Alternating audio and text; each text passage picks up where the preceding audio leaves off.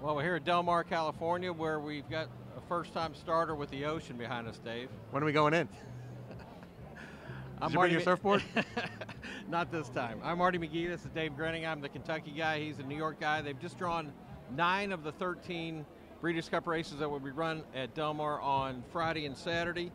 And we'll run them down quickly. The ones that we have 3 of the 4 Friday races have been drawn. The first race to be run is the Juvenile Fillies Turf. We have a 7-2 favorite in there in Rushing Fall. She drew post position 11 out of 14. What do you think about that race, Dave? Well, Chad Brown trains Rushing Fall. He also trains Significant Form. The horse is a little bit overlooked in the 8-1 in the morning line. I think they're a bit closer than that in real life. And I think Significant Form actually is a little bit better. Significant Form got disqualified from a maiden win at Saratoga. Go watch the tape of that race and tell me she wasn't 8 miles the best. She won the race and just had an incident in the first turn. Came back with a really good race in the Miss Grillo. By the way, Chad's won the Juvenile Fillies Turf 3 times. All of them have come out of the Miss Grillo. So don't fall too much in love with Rushing Fall. Take a look at Significant Form. She was awfully impressive at Keeneland. The next race on our agenda here is the Dirt Mile on Friday. Moore Spirit, a 3-1 favorite, coming off a long layoff for Bob Baffert. Post 6 in a field of 10 in the Dirt Mile. Well, Bob said that the Met Mile cooked that horse, and that's why he's been away so long. And the horse is interesting that his last 6 workouts have all been from the gate because Bob can't seem to get him to work correctly without going to the gate. Now, he broke well. I was at Santa Anita on Sunday when he worked out of the gate, and he had a nice, solid 5/8 gallop out 3/4 move. But you just wonder about the long layoff and if he really has him back. John Sadler hasn't won a race in the Breeders' Cup. He's 0 for 39. Maybe Accelerate, who loves Del Mar, can get him off the duck. Maybe so. If there's going to be a vulnerable favorite in the Breeders' Cup, I think it might well be More Spirit. Massar is a 9-2. Very lukewarm favorite in the Juvenile Turf, a field of 14. He drew post 6. There's about 19 8-1 shots in there. I'm only slightly exaggerating. I think there's like 6 of them in there. Way wide open. You got to pick in there yet. You know what? I'm looking a bit at Catholic Boy. If I don't fall for one of the Euros, and I might just do that, I think the best of the U.S. horses might be Catholic Boy, trained by Jonathan Thomas, a disciple of Todd Pletcher. Shipped the horse up to Saratoga to win the P.G. Johnson, I believe, or with Anticipation. I always mess those 2 races up. Pardon me. Very strong performance.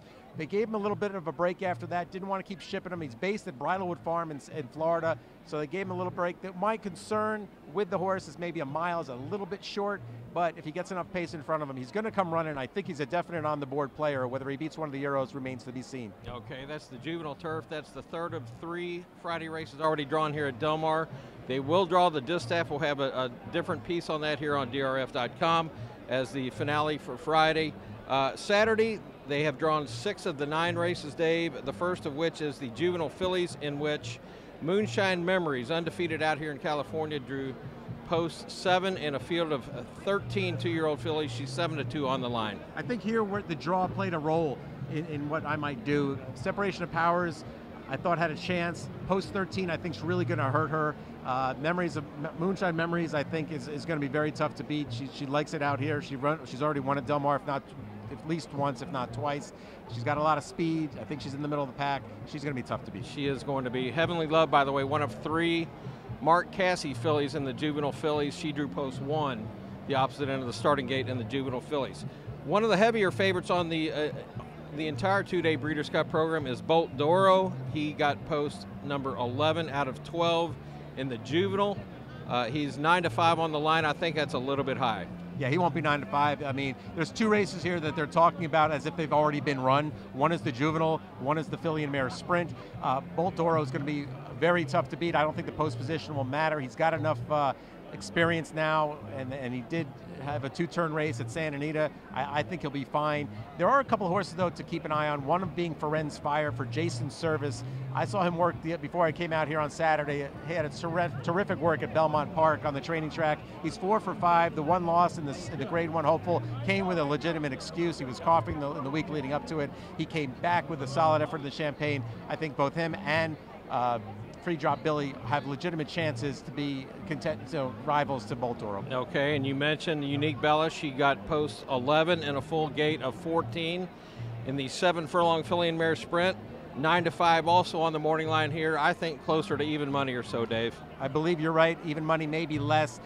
I'm looking at playing this race one way. I'm going to hit a hard exacta, Unique Bella over Highway Star. As Lafitte Pinkai kept saying at the draw, very underrated filly. If she was trained by someone not named Rodrigo Ubillo, and if she was not a New York bred, she'd probably be the second choice. That's how good she really is. I think the connections and the fact she's a New York bred, people are going to overlook her. She's a very solid racehorse. She'll be about 11 to 1, I would think. We've got Lady Aurelia, a 3-year-old filly taking on older males and all comers in the Turf Sprint.